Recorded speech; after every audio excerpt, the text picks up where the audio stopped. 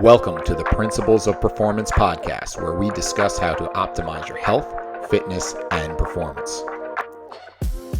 Drawing on decades of experience of working as coaches, consultants, and trainers to top performers, athletes, and teens from professional sports to top universities to the U.S. military, Eric DeGatti and Mike Perry discuss topics and strategies of how to perform at your highest level and be your very best. Join us and our friends and colleagues who are leaders in the fitness and performance industry as we investigate and challenge the most popular training, nutrition, lifestyle, and recovery protocols.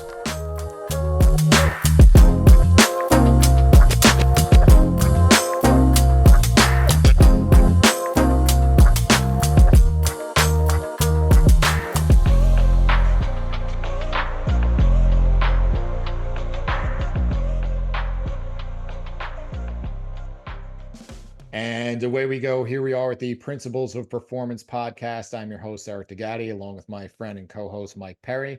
Mike, welcome to episode number 73. 73. Gosh, man, we've done a lot of these. It's been fun, man. It's been fun, but we have a pretty awesome guest today. So I don't want to steal your thunder, Eric. So I'm gonna go ahead and let you introduce today's guest. Yeah, so we have Dr. Lisa Thomson. She's a board-certified Doctor of Chiropractic in the greater LA area, and she's the immediate past president of the California Chiropractic Association. She's got extensive knowledge in treating pain-related conditions and has helped thousands of people get out of pain. Her true passion, though, is sports performance, and we're going to dive pretty deep into that. And she's got a pretty extensive knowledge of human biomechanics and functional movement, and she's kind of considered an expert in the field. That's why I wanted to get her on here, and she speaks at events all over the country. She's an upstate New York native, fellow Giant fan. Do you guys still have a team in New England, Mike? I wasn't sure. Sorry, if kept the franchise going. The Giants won 3 games today.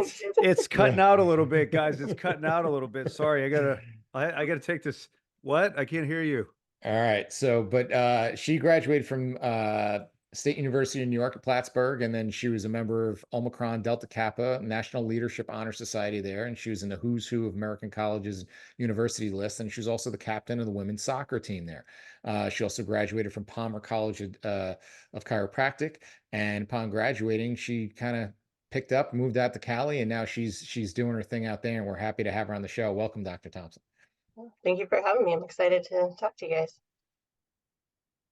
Awesome. All right, so we're going to dive right in. So tell us a little bit about your journey from traditional chiropractic and then the evolution of being a self-proclaimed movement nerd. Yeah, of course. So when I first drove out to California, I ended up opening my own practice. A space became available in the family and asked if I wanted to rent it out. I said, sure. So opened my own practice. I didn't know what I didn't know, so it was a little bit overwhelming at first, and was working my butt. I thought if you just open the doors, then people would come in and it'd be super successful because I'm a good person and I'm a good chiropractor, and that's not how businesses work, unfortunately. So it was just daily grind, and then I started to take some classes on movement, stuff that we weren't really taught in chiropractic school, like the SFMA stuff and TPI, and it really just changed my perspective on how I was treating patients, what I was looking at. There was so many patients that I was like, man, I've been missing a lot of things. I'm treating the low back pain, but I'm not looking at everything else and how everything else moves. And that like chronic low back pain patient, that like golfer that keeps coming in with the back pain. It's like we could treat it, they're feeling better, and then they go golf again and it's hurting. And it didn't really click as to why until I started digging deeper into the movement world. So you actually have a dual practice. You have one that's more traditional and then another one that's more based on sports performance. So kind of tell us a little bit how the model and approach differs between one versus the other.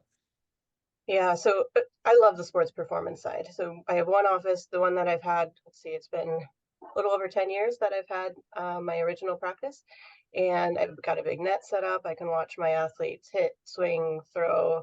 I have a K-vest. I can hook them up and like play and dig deep into the kinematic sequence and get super nerdy with it. I love that stuff. Obviously, I get excited talking about it. But I'm still in Los Angeles.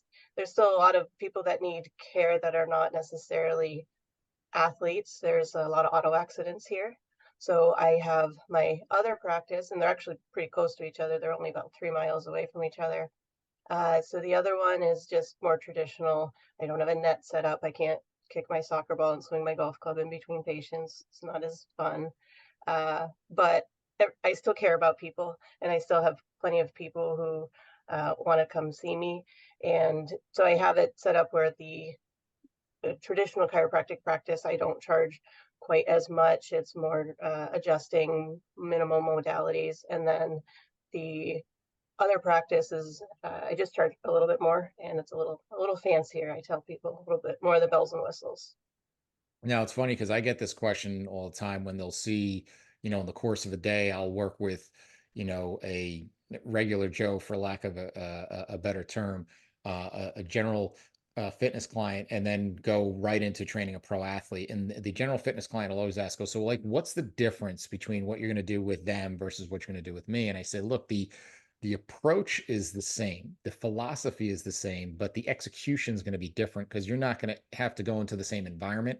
You're not going to get exposed to the same forces or the same stressors that they are, but the approach and philosophy is essentially the same. So is it somewhat similar in your two practices? Yeah, absolutely. Just because I'm have a high level athlete at my office and I'm doing some kind of movement screen doesn't mean that my patient who sits at a desk all day can't benefit from the same type of assessments. So yeah, obviously it's not 100% the same, but a lot of the basic stuff works. And when I first kind of got into this world, I that's what I was doing. It was like my everyday patient. I would kind of look at, oh, well, how does their thoracic spine move? How are their hips moving? And it was based on education that was geared towards athletes, but it helps everybody. Now, for the layperson, all right, who thinks about going to the chiropractor and they're immediately thinking, crack my back, and then be on my way, you know, talk about how your practice is probably a little bit different and unique um, in both the sports performance and the traditional side. Hmm. Yeah, and everybody's different. Some people, that's all they want. They want to come in and they want to get adjusted and go on their way, and that's fine. Sometimes I just want to get adjusted and go on my way, so there's nothing wrong with that.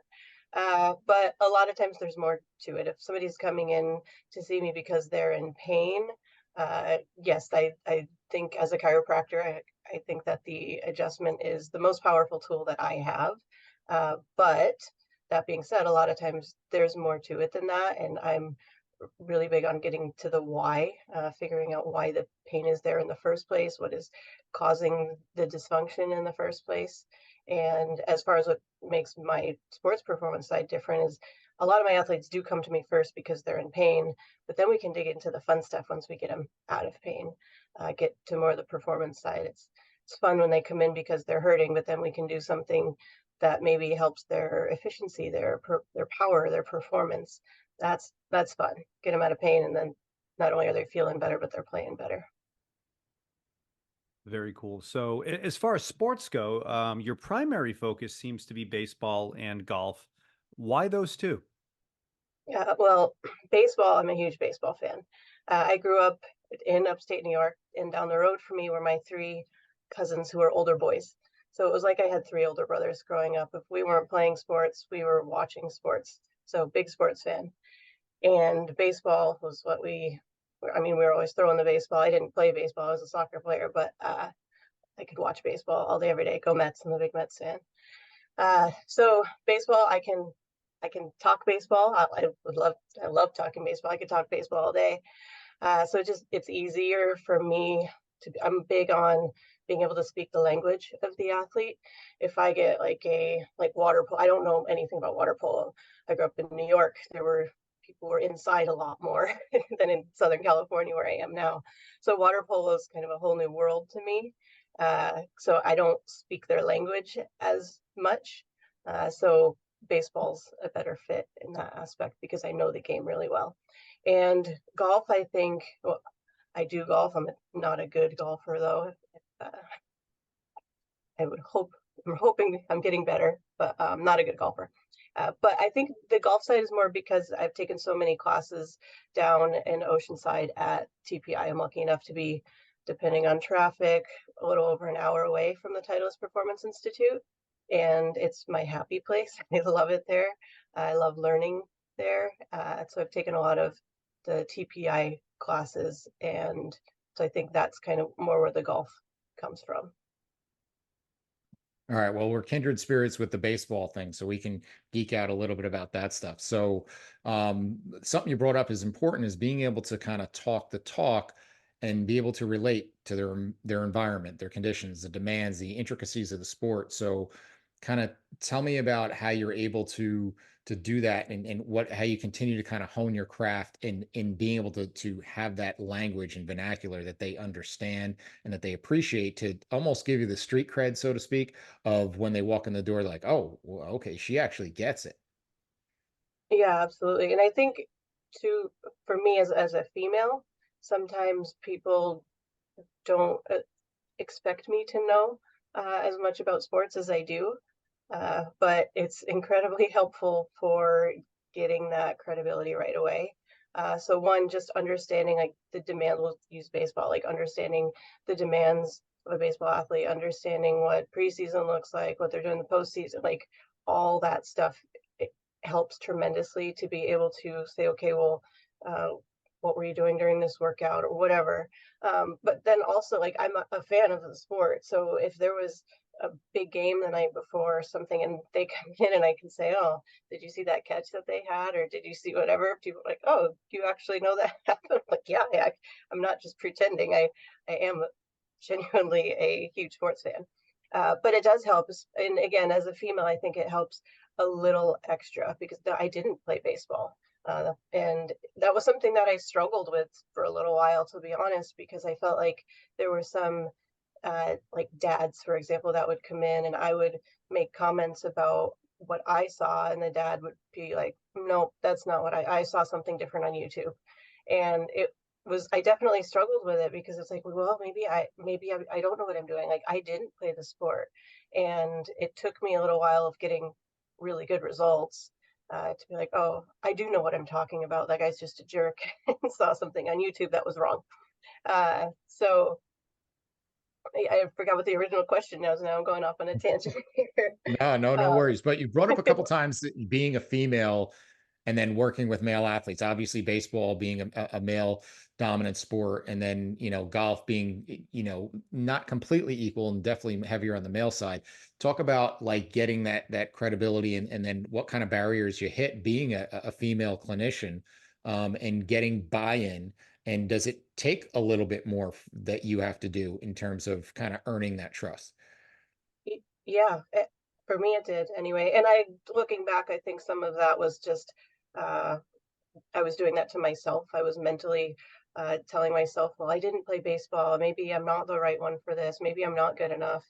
And like I said, I was getting really good results, so it worked for me. But for a little while, I was like, maybe I'll focus on something else. If my like auto accident patients love me, I think as a female, they see me. It's I don't know, easier to talk to me sometimes. I'm very like caring and nurturing, all the like female stuff. So auto accidents, it's more natural. But I don't love treating auto accidents like I love working with my athletes. So I was struggled with it for a while. It was kind of a back and forth. And then I was like, no, I love this stuff. I like get so excited when I talk about sports and sports performance. It's like I can't not do this.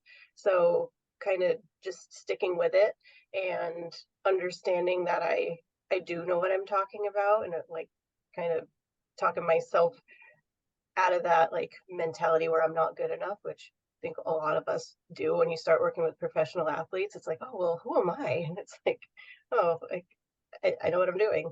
Uh, so yeah, it was a struggle for me, and I think again a lot of it was dads. I had all these dads that were their high school boys who just didn't know who I was, and now a lot of them are referrals from other people who had great results. So that obviously helps too when they get a referral.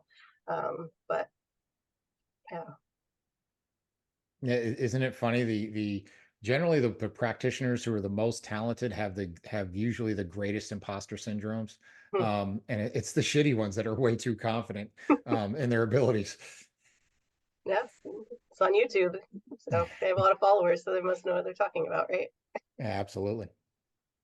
Yeah. Absolutely. So, as we discuss golf and baseball, and as far as treatment standpoint goes, pathology wise, do you see some overlap?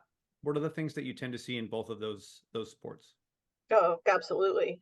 I mean, and so with my water polo reference, I could even work with the water polo. It's a lot of the same type of movement. So whatever sport it is, but I say rotational sports. I speak a lot on rotational sports. Most sports have a rotational component. I don't really know of any that don't. Uh, so yeah, absolutely, a lot of the same stuff, and that even goes with my patients who have desk jobs. I see like the thoracic spine being locked up all the time, causing extra stress on the low back, or the hips being locked up, causing extra stress. So absolutely an overlap.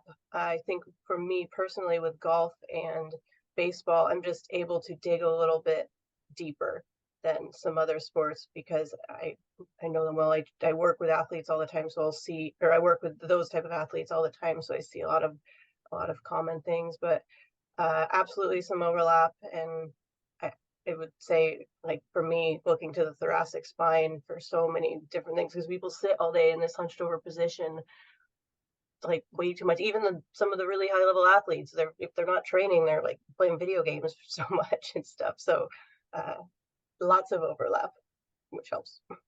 Now, speaking of the overlap, you mentioned earlier the kinematic sequence. You mentioned that you use a K vest to kind of look at that, and and getting people to understand that the difference between swinging a baseball bat, a golf club, swinging a lacrosse stick, and really cutting and changing directions in any field or court sport is essentially the same series of events. So, kind of talk a little bit about your interpretation of that kinematic sequence and how it plays out in your practice. Hmm. Yeah, so I'm a, does everybody listening, like, what are your listeners? Do they know what the kinematic sequence Now let's means? let's assume let's assume they don't, and let's hear it from your, because we've talked about it, but I want to hear it from your lens. Okay, so if I'm teaching a class, I bring up the kinematic sequence, I basically say we want to be generating our power from the ground up, and not only so when a baseball player starts their swing, when a golfer starts their swing, we want the lower body to fire first, and then we want that to be a very kind of smooth graph. If you were to be able to look at it, measuring it, so smoothly, the lower body is going to get the torso to start, and the torso is going to get the upper body, and the upper body is going to get the arms, and then whatever tool they have, bat, lacrosse stick, golf club, should be last, and it should be smooth. So some people, their hands will fire first. Some people will get their lower body to fire first, but then their hands are second. Some people will have, we say they're like swinging like a door. So their upper body and arms are kind of all, everything's kind of swinging together versus that coil where you're going to get that elastic energy, that optimum power efficiency. So that's the kinematic sequence. What was the original question? So It's like early in so California here. yeah, so with that, what are some of the things you see from your side on the chiropractic side that are the Mhm, blocks when someone is inefficient in that sequence? mhm. So the most common is just there's a lack of movement. There's something doesn't move, something's locked up. Uh, and what my job and my goal is to just find out what's not moving how it's supposed to, either get it moving how it's supposed to or work around it, and then I'll send them to their coach. I don't try and be a coach. I don't want to be their coach, and I don't want to step on any toes. So I just want the body moving how it's supposed to be. And then it's coach's job to say, okay, now we're going to train the body to do what it needs to do during the swing or whatever it is. So for me, I'm looking at what's moving how it's supposed to, what's not moving how it's supposed to, what the issues that are arising are, whether it's an injury or just a performance issue, and try and figure out the why. And I just want the body moving how it's supposed to as a chiropractor, and then send them back to coach and hopefully communicate with the coach to make sure we're all on the same page to really help the athlete the best way as we can. Now it would be way more convenient and a lot easier for us if those whys were just one thing. Everybody likes to boil it down and say, oh, well, you just have tight hip flexors, or you just have, stiff ankles or a weak core, whatever that means. But it's never one thing. And you alluded to something earlier that I want to dive a little deeper into, in the concept of regional interdependence. When you talk about something being locked up, if your ankle, your hip, and there are certain areas that have more tendencies to be locked up based on the whole concept, is that if there's some area locked up, there's probably some area that's moving too much. So talk a little bit about how you factor in for that. So someone comes and says, my hips are stiff, getting them to wrap around that, and then building a treatment plan around to say, okay, well, there's probably more to it than this, and maybe your hips are actually stiff for a reason.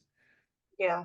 Yeah. So for those listening, the concept of regional interdependence is basically, just because you're feeling pain or there's an issue in one area of the body, it doesn't necessarily mean that there's usually something going on somewhere else in the body, and it could be completely seemingly unrelated.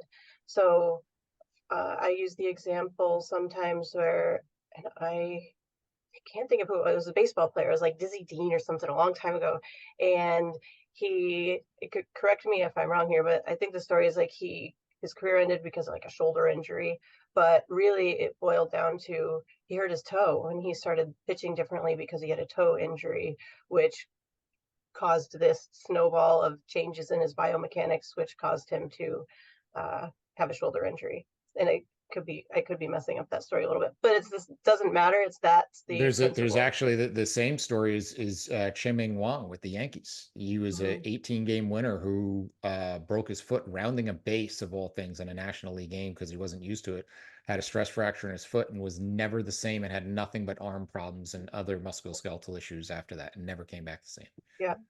Yeah. And for me on a personal level, this is kind of what got me like hooked on all this stuff. So for me, soccer player, I've tore my ACL, my PCL, my MCL. I've just destroyed my knees. My ACL was in college, and I just stepped to shoot a soccer ball. I stepped to shoot a soccer ball. My knee went out, ACL torn, missed my junior year of college. And nobody ever looked at anything other than my knee. I was lucky enough to be a college athlete when I did it. So I had MRI right away, surgery the following week, and I was playing soccer way too soon. I was playing collegiate soccer 4 months later, which sounds crazy every time I say it. Yeah, yeah. I don't recommend that now, but I did at the time. I just wanted to get back, and I didn't know any different. But nobody ever looked at anything other than my knee. My strength was there. I didn't have pain, and my range of motion was there. Great, go play soccer. Nobody looked at anything else, and I'm lucky I didn't get hurt again. But years later, I'm learning about this stuff, and I'm like, oh man, my ankle on that side doesn't move. Like dorsiflexion on that side was sucked. So, and I know there's a lot that goes into ACL tears, but I couldn't help but think, man, maybe if somebody looked at my ankle or anything else, that maybe I wouldn't have torn my ACL. There's no way to know. But if I can kind of help other athletes kind of just hopefully not have to go through, even if it's one athlete that we fix something that could potentially cause an issue, then I'm happy with that. But yeah, nobody was looking at any other areas of the body. So with regional interdependence, like it's all connected. It's like, how many patients do we have that were like focusing on the low back pain for so long and wasn't looking at everything else, and not just how they move, but like, are they sleeping and their stress and everything else? Like, it's all connected. So yeah, very important. I think all practitioners, anybody in the movement world has to be familiar with that concept.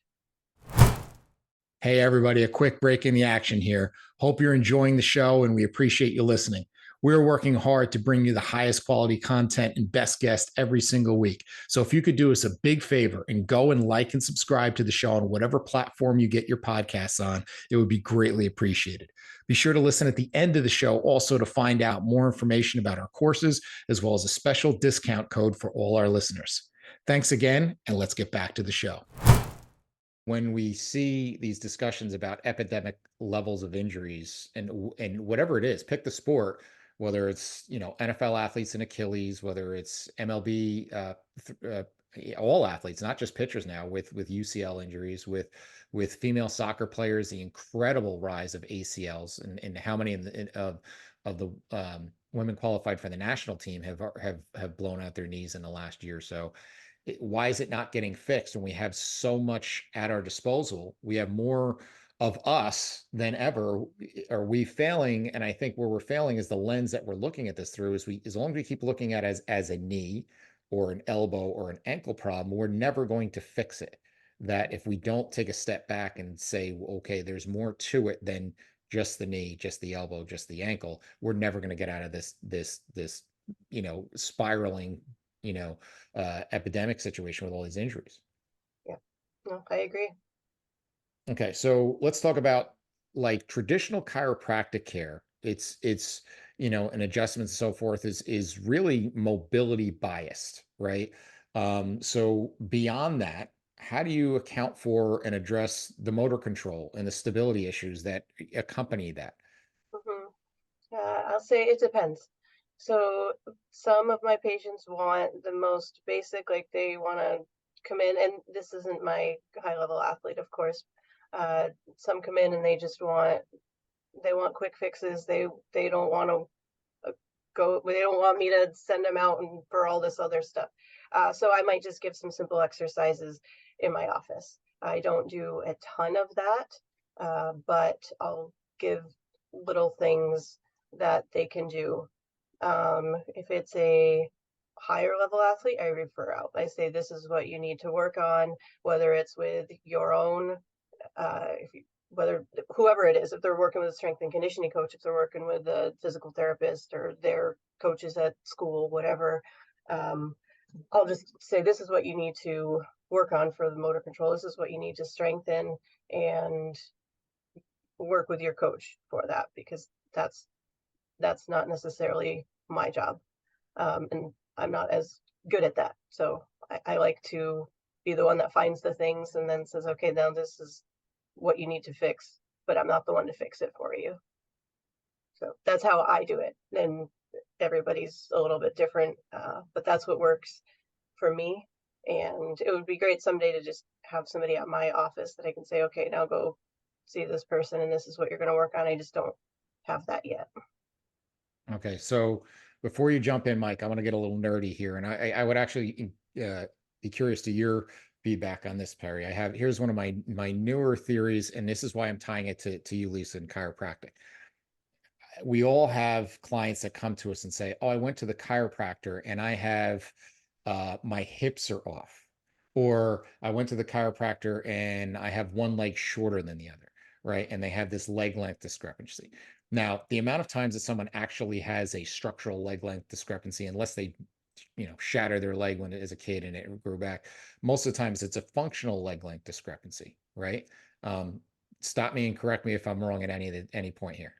All making sense? So here's what I found. It's something that I learned to check, and then I've also learned to address through just doing some simple muscle energy techniques, like some Leon Chaitao type of muscle energy techniques to fix it. And people are always freaked out, like, how did you do that? Like, it's really nothing all that earth shattering. But here's where I've got my theory that I've come out of, and where I've tied a couple things together.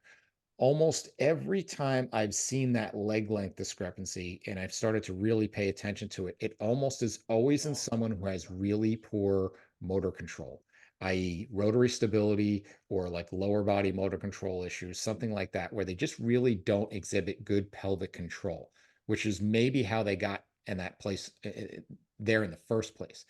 And so what I frame it is, they'll say, "Oh my gosh, my hips are off," and I'll say, "Well, look, that is not the problem. That is a symptom of the problem. The problem is your lack of pelvic stability.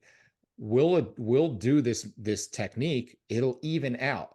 If you come back and see me in a week or two after doing the motor control and stability drills that I gave you, and it holds, we know you're starting to get where we need to.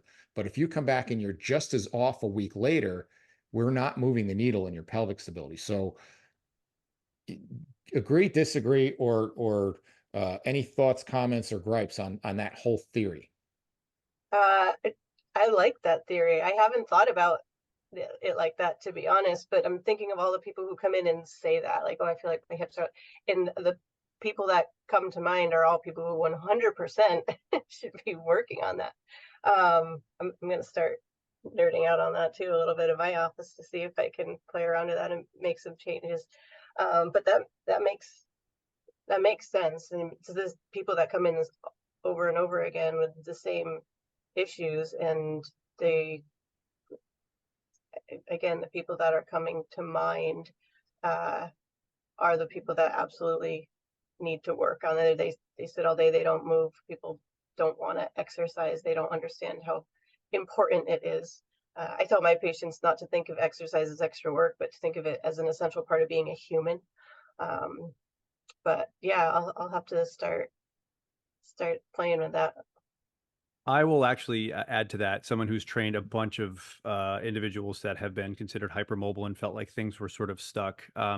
Another thing that I notice is that those individuals tend to stand or sit in a way that they can lock up their hip via a postural position, or standing where they just hang out in an extension and that's where they live. Or when they sit, they go into, rather, when they hinge, they actually don't really hinge. They actually have like a lateral shift and they just jam up the femoral head, and that's how they find stability. So I think a lot of the times what hypermobile athletes tend to do is they tend to stack their joints in different ways to give the sensation of stability, but it's just stiffness because what they're doing is mechanically blocking versus actually having a true, putting them in a true environment where stability can happen, which is actually stacking the joints in a way and putting them in an environment where actually shit will start to turn on. So I've noticed that with a lot of hypermobile individuals, they stack, or they sort of position their joints in a very odd way that where they can find stiffness, not stability. But at the same time, they tend, in my opinion, to bounce off end ranges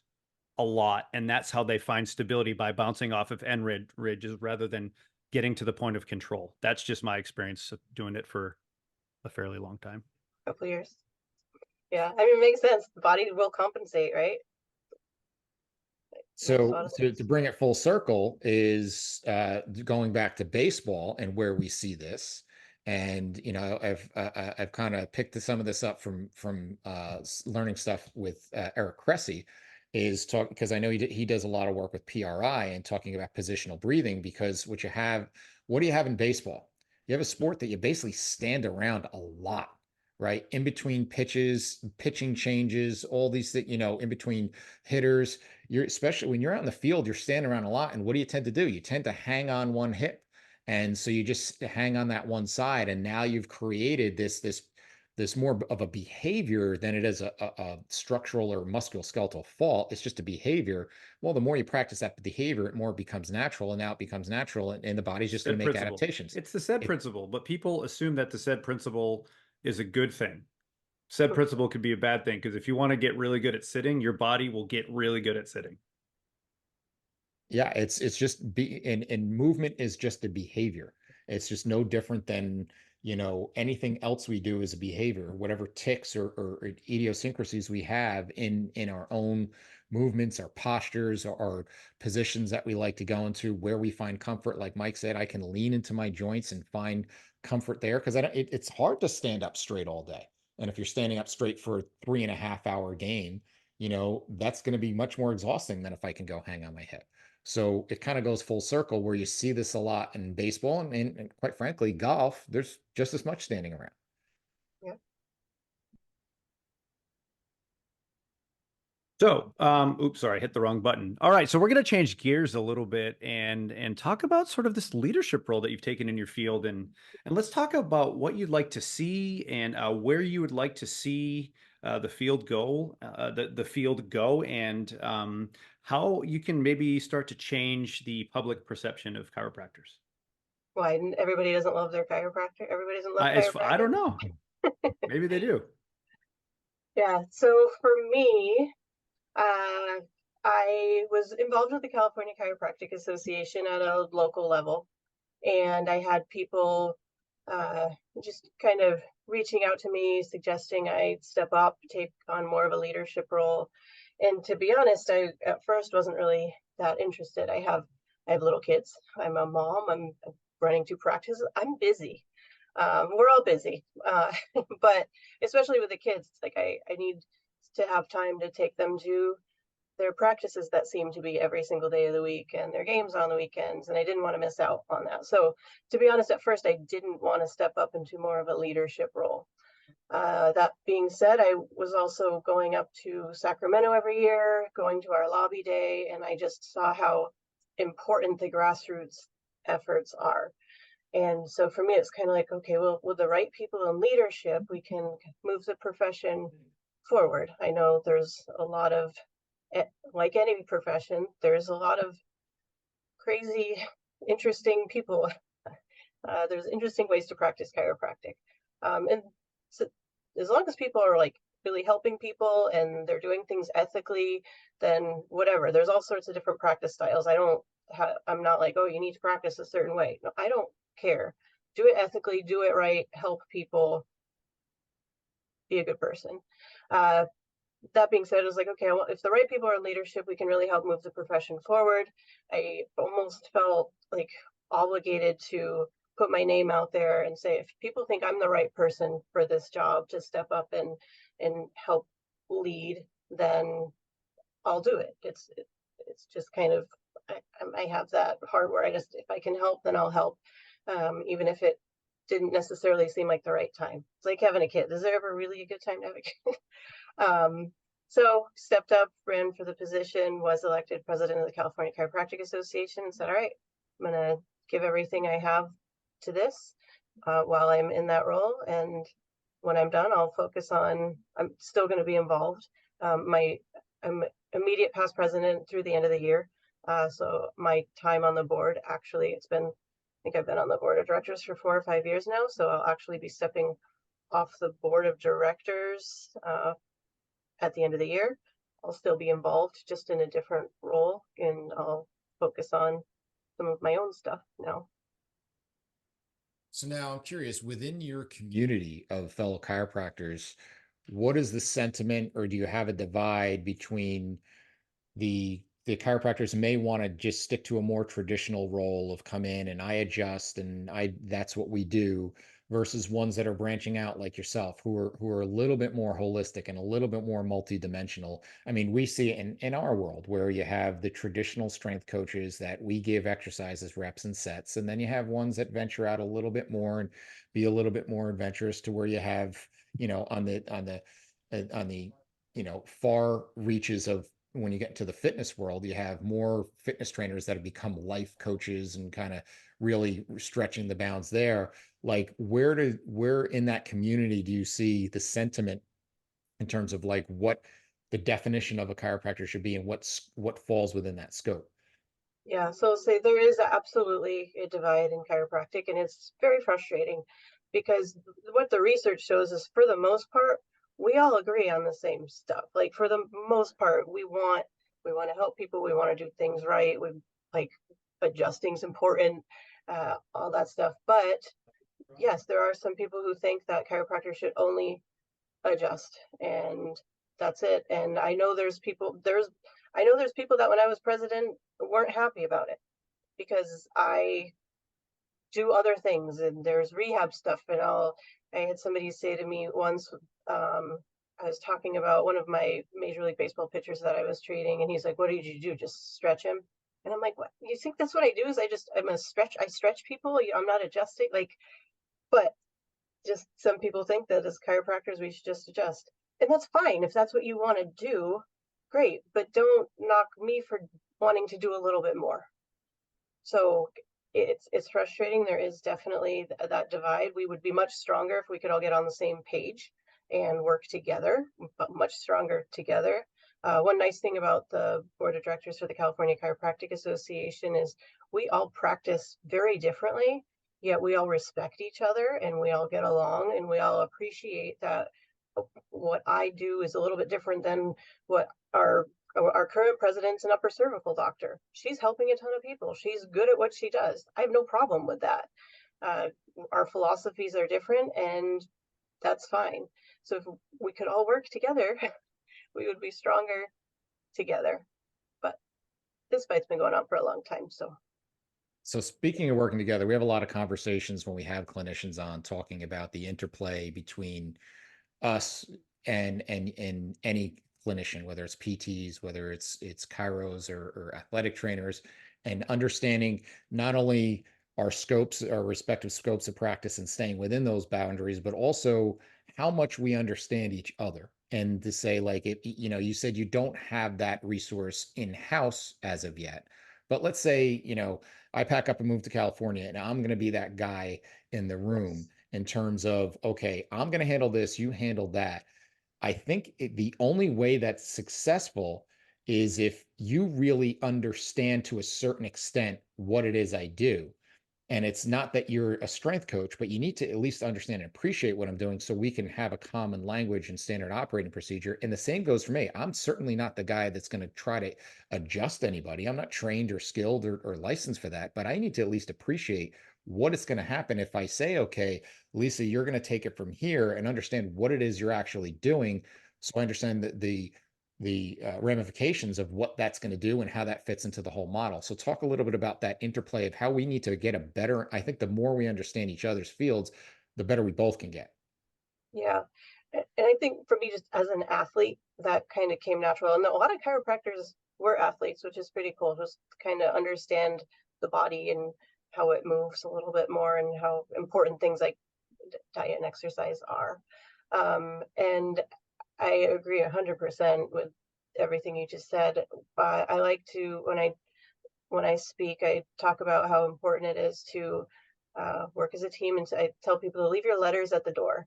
I don't care what letters are after your name or aren't after your name. Like, who cares? If you are really in this to help the athlete or the patient or the client, whoever it is, best, then it doesn't matter. Like, the communication should be there. You see things differently than I see things, and if we can communicate that in a respectful way, that's what helps the athlete the best. And it's fun because I learn stuff from coaches all the time that I didn't think about. It's like, leave the egos at the door, leave the letters at the door, and be in it to really help the athlete the best you can. So you mentioned before, I'm going to come back to what you mentioned before, how there's some chiropractors who don't venture into the exercise world of backing up what they're doing, their treatment with exercise. Is how much of that is standing on ground of that's not what I do, that's not my part of my job role, or some of that is they just don't know. Hmm. I don't know. That's a good question. I'm not sure. Like I said, a lot of chiropractors were athletes or are athletes. So I think for those people, they understand how important that stuff is. They just don't do it. But there are plenty who aren't or weren't. I think of just I get so many athletes who come in because they went to like their primary care physician. And they're like, okay, well, I hurt my ankle. He said, stay off it for, it's like the cookie cutter, stay off it for this much. And it's like, okay, I'm going to disagree. But I think as an athlete, like, that that's not necessarily what's going to help. Don't move for 6 weeks. Like, no, like it just doesn't make sense. So I'm sure it's a little bit of both. There are plenty who just don't know because they were really never in that position themselves. But there's plenty who just, this is what I do, and that's my job is to adjust, and that's it. So And I would think it's a pretty easy lane to open up to really differentiate yourself as a chiro, because I can't go without going through all the schooling that you went through, say, I'm going to add chiropractic into my bag of tricks. Like that's a whole lot of investment of time and money and energy to do. Where for you to say, I want to start incorporating more strength and conditioning and exercise, like the barrier to entry is minimal, right? So if you could just and you can learn a ton of stuff and be able to really set yourself apart if just by learning the least bit. I mean, if you look at what's out there in our world, and again, a real low bar for entry and real low expectation of what you're going to get, that if you can be at least somewhat practical and sound with your advice, you can add another dimension that completely separates you from any other chiropractor. yeah, yeah, absolutely. All right. So what advice do you have for an aspiring clinician that's coming up, because it's a different world now with insurance reimbursement and everything that you have to fight with there, and rising copays and so forth. And so if I'm a young person who wants to maybe be a PT or a chiro, what advice do you have to them, especially if they want to work in sports, and especially if they're female? Yeah, so I tell people, and again, I consider myself a nerd. I love learning. So I tell people, learn as much as you can. There's so many different techniques, and there's so many different classes, and I feel like some people are like, well, I'm a Mackenzie person, I'm a PRI person, and it's like, okay, great. How about you be you? Like, learn as much as you can, and then kind of do what you can do best to help people, and you don't have to pinhole yourself into this. Well, this is the technique I use. I feel like for so long it was like personally I was trying to be like, okay, well, I do TPI, like TPI, SFMA, like I need to just do this, and it's like, no, I've taken so many other classes. They're all just tools in the toolbox, and everybody's different. So I'll take pieces of each one and put those together sometimes. So my biggest advice is just learn as much as you can. There's so much information out there. I mean, it, a lot of it costs money, a lot of it doesn't. Podcasts like this, you can learn so much from. Like, every time there's like little things that you can learn and grow from, and to just take all that and make it your own. Don't be afraid, like, trust that you have the knowledge when you've learned so much, to make it your own and really help people and try new things. Like, there's nothing wrong with that too. There doesn't need to be all this research saying that this works. If you find something in your clinic that works, great. That's okay.